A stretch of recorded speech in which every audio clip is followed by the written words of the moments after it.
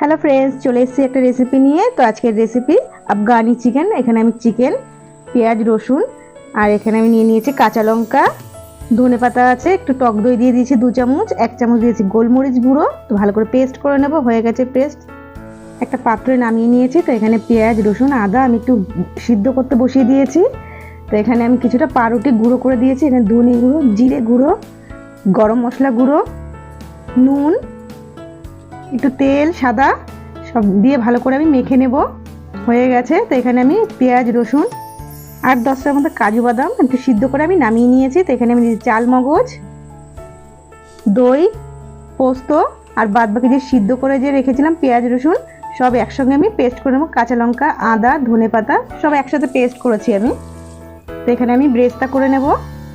ব্রেস্তাটা কিন্তু একদম রেডি, আমি নামিয়ে নিয়েছি। তো এখানে আমি সাঁড়াশির সাহায্যে আমি করছি। আমার কাছে কোনো এক্সট্রা শিক নেই, তার কারণে আমি সাঁড়াশির সাহায্যে আমি মাঝখানে ছিদ্রটা করেছি। আপনারা চাইলে গোল গোল চ্যাপটা করে নিতে পারেন। তো এখানে আমি তেলে গোল্ডেন ব্রাউন করে ভেজে নেব। তো আমার ভাজা হয়ে গেছে, আমি তুলে নেব। সাদা তেল গরম করে মশলাটা ভালো করে কষিয়ে নিলাম।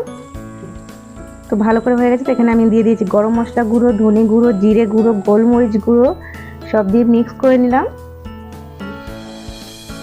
ভালো করে তেল ছেড়ে দিয়েছে। এখানে দিয়ে দিয়েছি আমি নুন, চিনি স্বাদ মতন।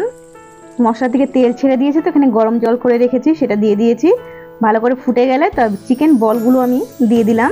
তো এখানে দিয়ে দেবো আমি কাসুরি মেথি, দিয়ে দিয়েছি কিছুটা পেঁয়াজ পাতা কুচানো, এখানে দিয়েছি 2টো লঙ্কা, কিছু কাজু বাদাম, ব্রেস্তা একটু নেড়ে চেড়ে ফুটিয়ে আমি নামিয়ে নেবো। আমার কিন্তু একদম রেডি।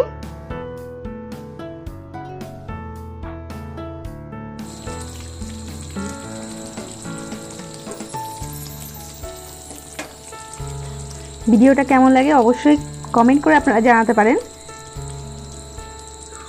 আমার বন্ধুদের কাছে একটা রিকোয়েস্ট রইল, আমার ভিডিওটা লাইক করে কিন্তু একটু শেয়ার করে দেবেন।